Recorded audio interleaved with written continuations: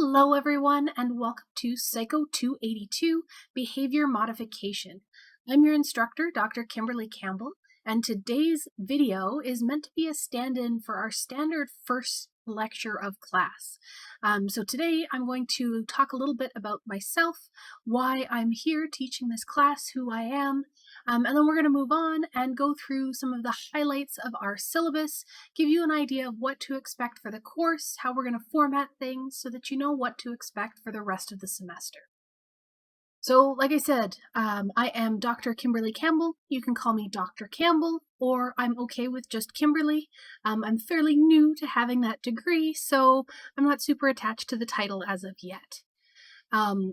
Before I launch into my academic background, I always like to explain why I cover this. When you're learning about science and when you're going through these courses, we always try and stress that it's important to be critical of your sources. Where's this information coming from? And I am, even as an instructor, then a source. So who am I to sit here and tell you about all of these science things? So when I'm giving you my academic background, I'm not just showing off my list of degrees. I'm actually telling you why I'm a credible reference, why I'm a credible source to be sharing this information with you, even if most of it is coming from a textbook. So with that little caveat out of the way, the basic summary of my academic background is that I got my Bachelor of Science from Dalhousie University. That's in Halifax, Nova Scotia, for those not familiar with the institution. I did that back in 2013. And it's interesting to note that my BSc actually wasn't in psychology. I started off in physics, realized I was not fantastic at mathematics, and swapped over to bio. So I'm actually a bio major. And I'll talk about some of the research I've done in that biology field in just a moment here. But continuing with academics, I got my Master's of Science here at the University of Alberta in 2015. I did that with the Songbird Neuroethology Lab on campus. So if you're familiar with Dr. Sturdy in the department, I worked with him for my master's, and I continued on to get my Doctor of Philosophy, my PhD, still at the University of Alberta. So I got that in 2019. So like I said, fairly recently. Now, a new addition that I've been including with this whole switch to online thing is a little bit about me as a person.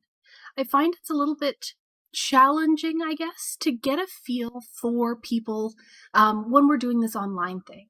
It is, as I said, very easy for me to come across as just this disembodied voice that you hear. But I am, in fact, a person. So a little bit about me outside of academia. I am an avid bird lover. I have 2 pet birds. I have studied birds. I love birds. So I try to keep the bird examples to a minimum, but they will pop up fairly often as I teach. I am a chocolate fanatic. That is one of my favorite things to eat, even if it isn't very healthy. I like to think of myself as an amateur photographer, sort of an easier way to have an artistic output. I used to do drawing and painting, but that takes up far more time than I can afford, especially when I was a grad student. I have been obsessed with the Pokemon games since I was younger, and I continue to play those to this day. And finally, I am a collector of hobbies. So whenever I have free time, I like to pick up random hobbies. So I sew, I knit, I crochet, I cross-stitch. I've tried sculpture, all sorts of different things. I like to try different activities and see what I enjoy. So that's me outside of academia. Again, just to give you a feel for who it is that you're listening to. But hopping back to some of the more, I guess, relevant information, as promised, I'm going to give you a bit of my research background. So, like I said, when I was an undergraduate, I was in biology, and I was focusing a lot on genetics and evolution. So my research as an honors student in an undergraduate lab, I ended up doing a lot of sequencing of DNA, and I was trying to identify different species of single-celled organisms in soil samples, which is just as exciting as it sounds. So I'm very familiar with things like PCR and designing primers and evaluating the outcomes of gels that you've run your PCR on and all of that thrilling stuff if you've ever taken a molecular bio course. From there, I actually turned in a pretty abrupt different direction and switched over to psychology. Again, because of my love of birds. So I ended up studying learning and communication in black-capped chickadees. So I've done things like operant conditioning experiments to figure out what chickadees think of different sounds. How do they categorize sounds? I've done bioacoustic investigations of their vocalizations, so seeing how different types of vocalizations differ structurally, and stuff like that. So some of my expertise will kind of shine throughout this course because there's quite a bit of overlap with different topics in the class and stuff that I've actually done hands-on, which is kind of cool and hopefully helpful for you guys as well. And one more picture of birds. Another thing I've included with this switch to online learning is, as I mentioned, I have 2 pet birds. I lovingly call them my research assistants. I have Link on the left and Chic on the right, green cheek conure and sun conure, respectively. And this isn't just an excuse to share cute bird photos, though we can always use more cute bird photos. I just want to give everyone a heads up that I have these guys and I work from home, so sometimes they will make appearances in the videos despite my best efforts. So if you hear stuff in the background, sometimes it's these guys. I just like to let people know in case you're wondering, what the heck is that weird sound? It's usually birds. So it's just one of the limitations or maybe bonuses of working from home. The last thing I want to touch on in this talking about myself section is my teaching philosophy. I find that it helps students to know where I'm coming from and what my ideas are when it comes to teaching, especially with online learning, so that you know what I'm looking for and what I'm expecting and kind of why. So I like to always acknowledge that online learning is new and different. We've been at this for just over a year now, so maybe people are getting used to it. Maybe it's not as challenging as it has been, but it's still a strange setup and it's not something that everyone is used to. So be aware that there will be a learning curve. And I've tried to adjust the content for my courses accordingly. I like to diversify my content. I don't just have midterms and final exams. I also include things like written assignments and chapter quizzes and other ways that you can get marks, which we'll talk about in the next section where we get into the specifics about this course. You may have already noticed that my slides are very plain, is I guess a nice way to say it. And that's because I think that material should be accessible. I've had students in the past who maybe have color blindness, and by having plain black and white slides and by making sure that any of the important graphics that we're talking about are colorblind friendly, I make sure that everyone is able to use the materials to the fullest extent. It's surprising how many things come from textbook publishers that aren't quite accessible to everyone. So as much as it does look plain and boring potentially to have just plain black and white slides, that's why I do it. And to segue on that idea of accessibility, my final teaching philosophy point is to make use of the resources that are accessible to you, that are available to you. I hold weekly office hours on Zoom, which, again, we'll talk about in just a little bit. I include videos of all of our lectures, and I like to include extra links to give some extra information or sort of additional perspectives on topics if I think that it's something that people might be struggling with. So take a look at some of those, watch through them, see if they help out with understanding of some of our more complex topics. And the final point here is to make use of resources like myself and our TA. So send me an email, come to office hours and ask questions, or make use of the general forum that we have on eClass to ask questions of myself and others in the class. And on that note, let's move into the course description proper. So the next couple of slides are mostly just subsets of information coming directly from our syllabus or from our eClass, or both. There's going to be a lot of redundant information, so if you've already read through the syllabus, then maybe you already know this stuff. But I do find that sometimes it helps to just have your instructor go through the information with you and maybe give you a little bit more insight into what the words on the page are specifically saying. So with that, let's talk about eClass. So you have possibly been using eClass already, but eClass is going to be our main source of information for the course. It is the course website. It is the central location where you're going to find pretty much all of the information you need for this class. So there's going to be general information, including this video, the syllabus, all of our announcements, frequently asked questions and things are going to end up in our general forum. I'm also going to include resources for course assessments, including our assignment, our exams, midterms, whatever. All of that is going to be on eClass. So our links to the examinations, our links to lecture videos, and to the slides, basically everything, you can find it on eClass. Before I move too much further, I do want to touch very briefly on our email policy. So I've mentioned about a general forum. I'm going to talk about personal inquiries first, and then we'll touch on that general forum that I've already mentioned. But for personal inquiries, please make sure that you email me directly. So my email address is in our syllabus and on our eClass. So just make sure you include the course code in the subject line. I am teaching multiple classes, so it really, really helps me to know what you're asking about if you can include what class you're from. Otherwise, it gets kind of mixed up. So include that course code in the subject line. I'm going to respond to emails as soon as possible, generally within 1 to 2 business days between Monday and Friday. I just put this here because while I do monitor my emails for things like emergencies, I'm not constantly on my email. I'm not constantly watching it. So I'm not going to immediately respond to every inquiry.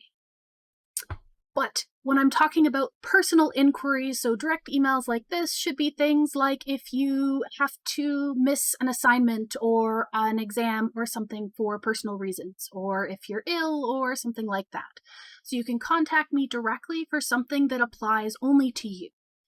For other things, we would call those general inquiries. So these are questions about the course and the course content. For those, I'm going to direct everyone to our general forum on eClass because I find that a lot of students tend to have the same kinds of questions. So if you check the general forum, you can see if somebody else has already asked that question and maybe an answer has already been posted. If there hasn't been a question that you want to ask already asked, you can make a new post with that question, and then either myself or the TA can answer that question on that site so that everybody can see the answer. And that way, if multiple people have the same questions, then everybody gets to see them all in one place. I find that cuts down on the number of emails that we have to handle, which means that you guys get a much faster response for emergencies and important personal things, as well as you guys can help each other out on the forum, or our TA or myself. We can get on stuff pretty quickly there as well. I find that's the best course of action. Our next topic is our lectures, and you might have already picked this up from me talking about posting links to lectures, but our lectures are going to be delivered asynchronously, which means that I record them in advance and then I post them on eClass.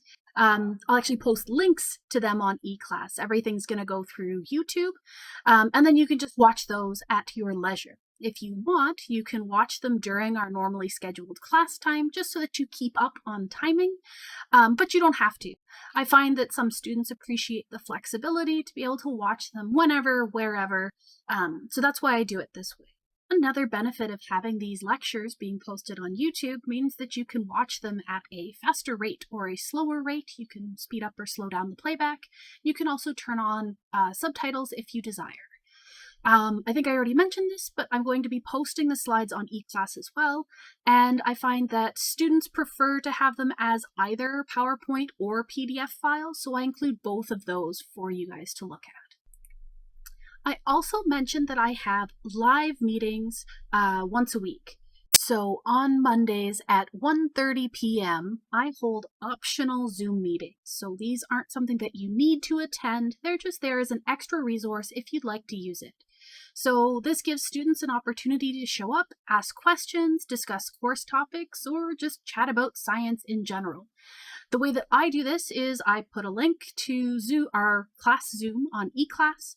There's a section called Live Meetings that'll bring you right to it. As I said, attendance is not mandatory, and I run these meetings for at least 15 minutes. Basically, I block out our full class period, so 70 minutes, and I will stick around for at least 15 minutes of those.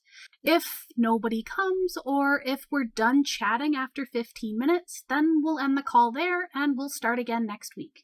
But if I've seen it before where a lot of people show up, there's a lot of questions, or maybe we get a really good discussion going, I've had these meetings go on for as long as an hour.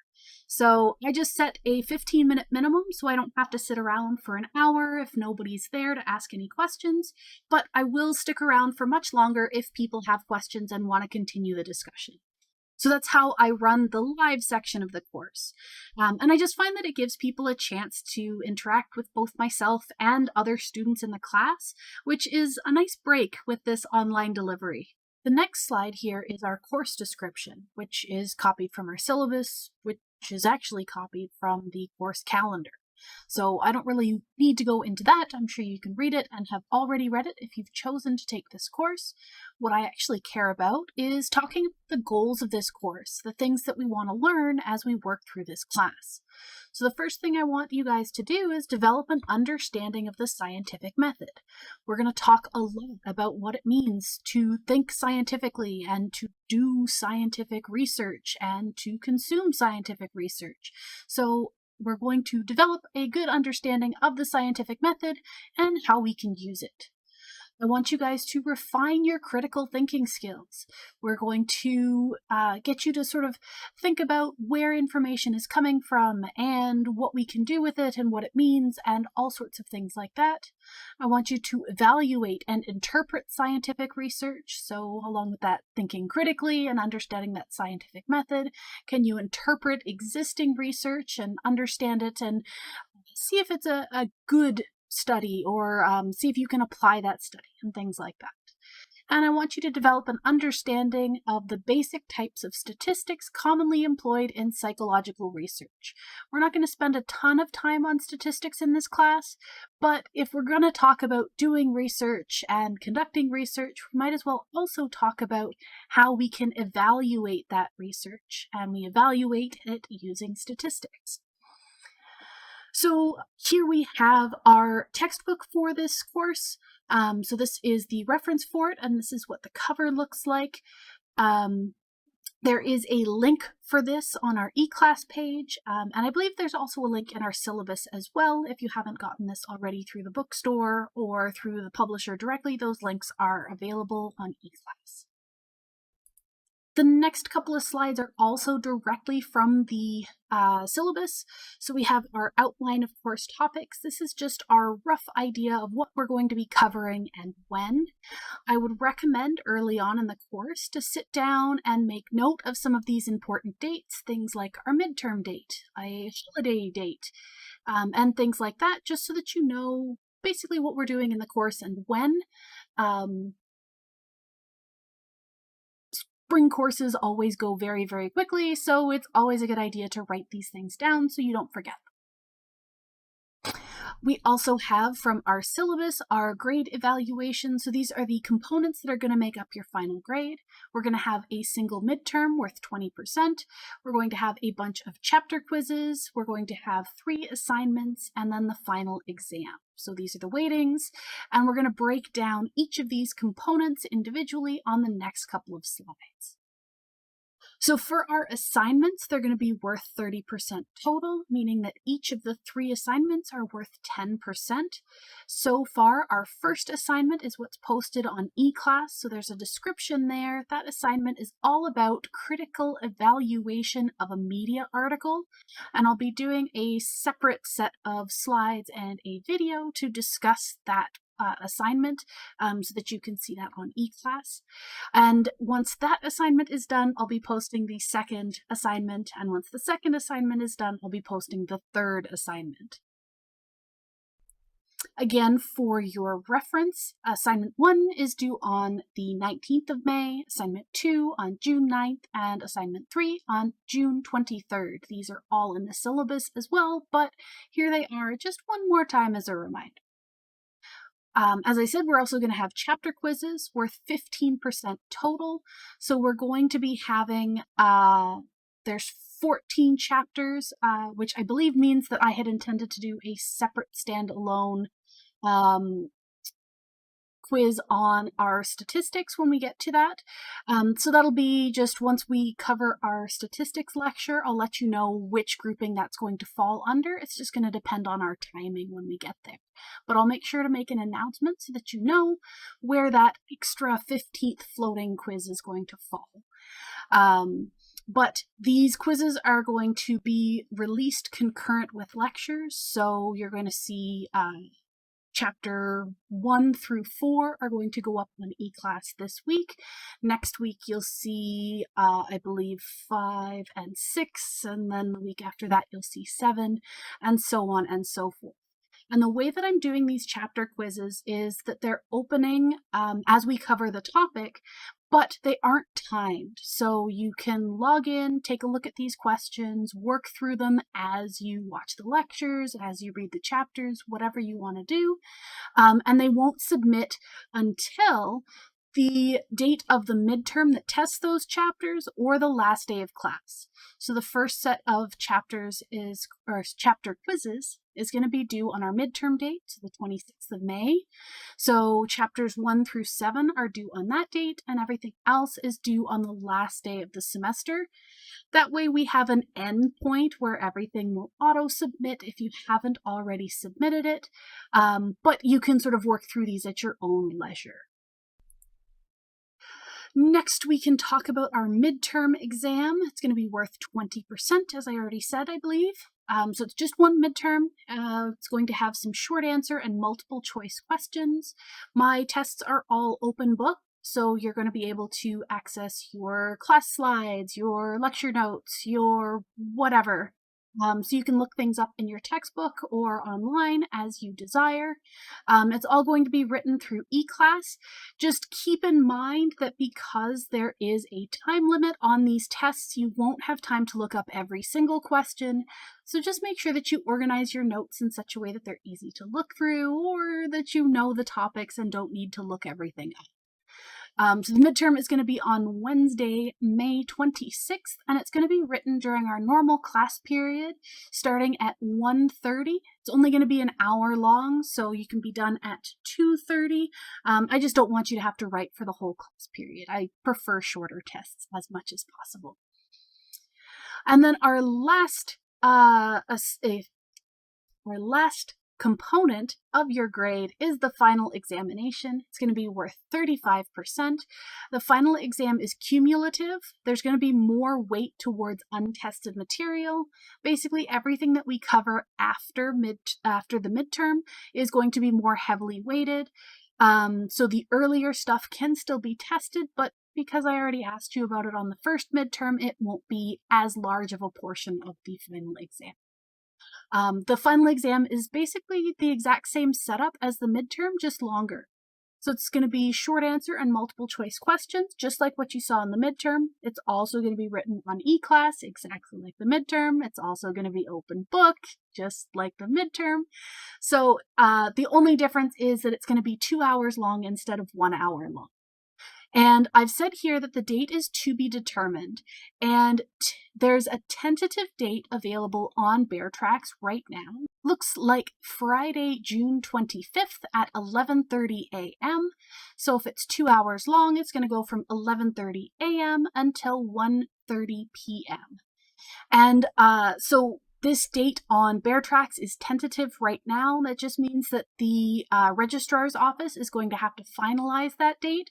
And once they do confirm it, then we can make sure that we know the actual date. Sometimes they change, most of the time they don't, but just I'll make sure to announce later on in the semester once they've solidified that. And you can also keep an eye on that in Bear Tracks, where it'll list it as an actual exam date and not a tentative exam date as we get further into the semester.